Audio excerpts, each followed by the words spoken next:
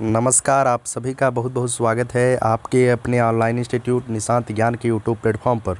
आप सभी का स्वागत है, अभिनंदन है आज की अपनी इस वीडियो पर। मित्रों, मुझे पता है कि आप लोगों की तैयारी UP triple S C PET के जितने भी कैंडिडेट हैं उनकी तैयारी बहुत ही ज़ोरों से चल रही होगी, क्योंकि आपके पास महज 40 दिन का समय है और इस 40 दिन में आप जितना कर सकते हैं उतना करने का प्रयास करिए। क्योंकि अगर इस 40 दिन आप मेहनत कर लेते हैं तो आने वाला भविष्य 40 दिन, ये भविष्य जो है आपका उज्जवल दिखाई देता है। दिसंबर से पहले पहले आपकी नियुक्ति हो सकती है अगर आप UP triple S C PET qualify करते हैं तो। आगे लेखपाल की मुख्य परीक्षा तभी आप क्वालिफाई करेंगे जब आप पीईटी पास किए रहेंगे, तभी आप मुख्य परीक्षा में बैठ पाएंगे। चलिए, अधिक बातें न करते हुए, मैंने स्टैटिक जीके को कहा था कि स्टैटिक जीके का कुछ पोर्शन जो मुझे लगेगा कि इम्पॉर्टेंट है मैं उसे कराने का प्रयास करूँगा। 5 मिनट में एक टॉपिक तैयार करवाता हूँ और यही स्लोगन है, 5 मिनट सब कवर, 5 मिनट टॉपिक तैयार। ठीक है। प्रमुख लोक नृत्य और शास्त्रीय नृत्य आपके सिलेबस में है और यहाँ से क्वेश्चन ज़रूर पूछा जाएगा और 1 नंबर आपको यह वीडियो दिला देगा। चलिए, सबसे पहले हम बात करते हैं प्रमुख लोक नृत्य और शास्त्रीय नृत्य के फैक्ट के बारे में। तो फैक्ट सबसे पहला है, 5 अगस्त 1954 को नई दिल्ली में ललित कला अकादमी की स्थापना होती है। ठीक है, 1954 को नई दिल्ली में ललित कला अकादमी की स्थापना होती है। इसके कुछ क्षेत्रीय कार्यालय भी खुलते हैं, चेन्नई में, लखनऊ में, बनारस में, इस तरीके से क्षेत्रीय कार्यालय होते हैं। लेकिन यही पूछा जाता है ललित कला अकादमी की स्थापना कब होती है? 1954 में। ठीक है। 31 मई 1952 में संगीत नाटक अकादमी की स्थापना होती है, जिसकी उद्घाटन जो है तत्कालीन राष्ट्रपति 28 जनवरी 1953 में करते हैं। अब कैसे इसे क्या याद करेंगे? तो 1952 में संगीत नाटक अकादमी की स्थापना होती है, यही याद रखिएगा और बकिया कुछ नहीं। आगे बात करते हैं, 1959 में राष्ट्रीय नाट्य विद्यालय की स्थापना होती है। क्वेश्चन पूछा गया था, इस वजह से मैंने एक फैक्ट लिख दिया कि 1959 में जो है राष्ट्रीय नाट्य विद्यालय की स्थापना होती है। अब जो भारत में नृत्य हैं वो 2 प्रकार के नृत्य पाए जाते हैं भारत में। एक होता है शास्त्रीय नृत्य, एक होता है लोक नृत्य।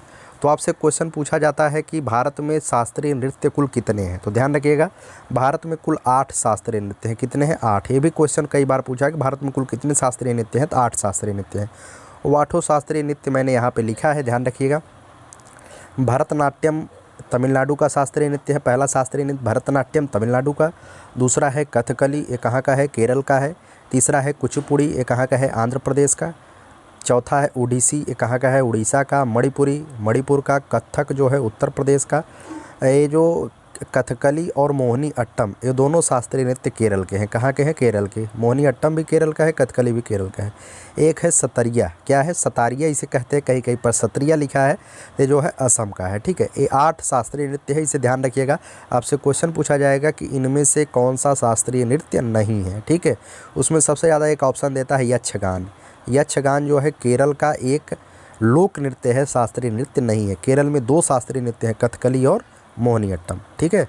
चलिए, अब कुछ लोक नृत्य की बात करते हैं जो कि इम्पॉर्टेंट है, आपकी परीक्षा में पूछा जाता है और ऐसे ही आपको इम्पॉर्टेंट चीज़ें मैं आपको देता रहूँगा 5 मिनट में सब कवर। ठीक है। असम में कौन कौन सा है? बिहू है, बिछुआ है, देवधानी है। तीनों इम्पॉर्टेंट है। असम का बिहू, बिछुआ, देवधानी। अरुणाचल प्रदेश का मुखौटा, याक, छालो और वांचो। मुखौटा, याक, छालो और वांचो अरुणाचल प्रदेश का। उत्तर प्रदेश की बात करें तो नौटंकी, रासलीला, चरकुला और कजरी। चरकुला नृत्य काफ़ी इंपॉर्टेंट है, पूछा गया है। ठीक है। उत्तर प्रदेश का नौटंकी, रासलीला, चरकुला और कजरी। उत्तराखंड की बात की जाए, उत्तराखंड की है भोटिया, कुमायूनी, छोलिया। इंपॉर्टेंट छोलिया है, ध्यान रखिएगा। छोलिया और भोटिया दोनों इंपॉर्टेंट है, लेकिन याद रखिएगा छोलिया कई बार पूछा गया है उत्तराखंड का। पांडव और झोरा भी यहीं का है। आगे बात करते हैं गुजरात की। गुजरात में मित्रों कौन कौन सा है? यहाँ पर मैंने इंपॉर्टेंट लिखा है गरबा, डांडिया, टिप्पानी और मंजीरा। इसमें चारों इंपॉर्टेंट है, गरबा, डांडिया, टिप्पानी और मंजीरा कहाँ का है? गुजरात का। उड़ीसा की बात की जाए तो उड़ीसा में छऊ और घूमरा। ध्यान रखिएगा, छऊ और घूमरा, घूमर नहीं, घूमर जो है राजस्थान का है, घूमरा उड़ीसा का है। छऊ और घूमरा इंपॉर्टेंट है, छऊ। ठीक है। आगे बात करते हैं बिहार का। बिहार में झिझिया, कजरी, झुमरी और जट जाटिन। इम्पॉर्टेंट है जट जाटिन। ठीक है। जट जाटिन बहुत ज़्यादा पूछा गया है कि जट जाटिन कहाँ का लोक नृत्य है? तो बिहार का है। आगे बात करते हैं नागालैंड का।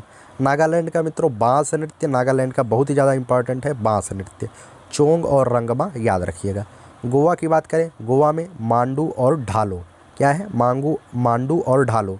मांडू कैसे याद करेंगे, गोवा किस नदी के किनारे स्थित है, तो मांडवी नदी के किनारे गोवा स्थित है, तो मांडू कहाँ का लोक नृत्य है, गोवा का है। उसके बाद ढालो भी गोवा का है। कर्नाटक की बात की जाए तो देखिए यक्षगान जो है कर्नाटक का लोक नृत्य है। काफ़ी बार पूछा जाता है कि यक्षगान शास्त्रीय नृत्य है लोक नृत्य, तो ध्यान रखिएगा लोक नृत्य है। यक्षगान, कारगा और लाम्बी कहाँ का है, कर्नाटक का।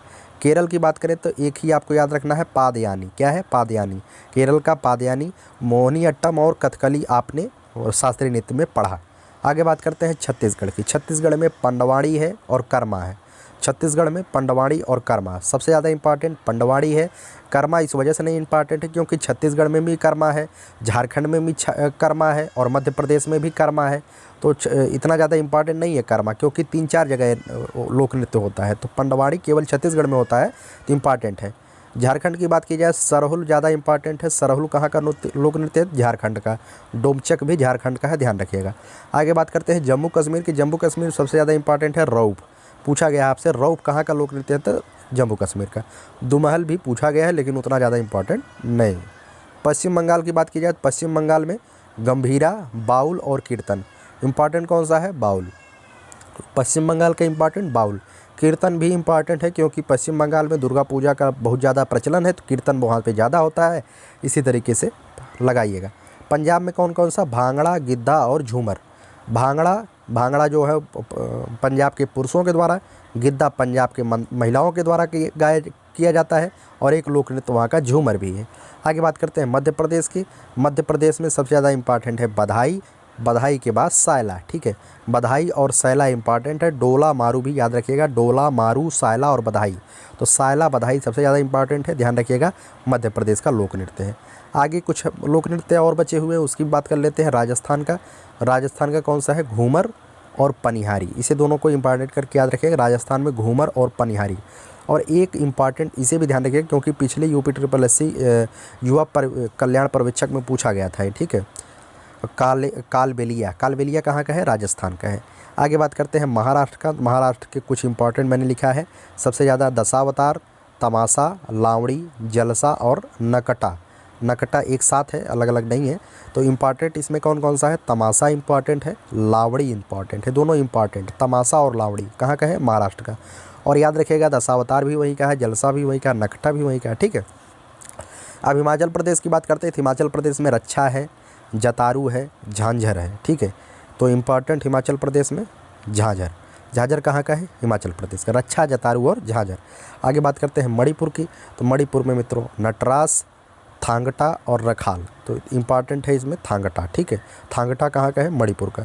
मेघालय की बात की जाए तो मेघालय में एक ही नृत्य इंपॉर्टेंट है जिसका नाम है लाओ। ठीक है, तो इतने ही इंपॉर्टेंट लोक नृत्य और शास्त्रीय नृत्य थे। आपसे यहाँ पे कौन कौन सा क्वेश्चन पूछा जाएगा, आपसे जो आपके पीईटी में क्वेश्चन पूछा जाएगा, आपको पीईटी में बस यहीं से क्वेश्चन मिलेगा, यहीं से कितने शास्त्रीय नृत्य हैं और कौन कौन से शास्त्रीय नृत्य कहाँ के हैं। और लोक नृत्य की अगर बात की जाए तो बहुत पूछा जा सकता है, इसी में से जितना मैंने बताया है इसमें से ही एक क्वेश्चन पुटअप होगा, अगर यहाँ से क्वेश्चन पुटअप होता है तो। ठीक है, उम्मीद करता हूँ वीडियो पसंद आई है। लाइक शेयर सब्सक्राइब कर दीजिएगा। 5 मिनट सब तैयार हो गया आपका। धन्यवाद।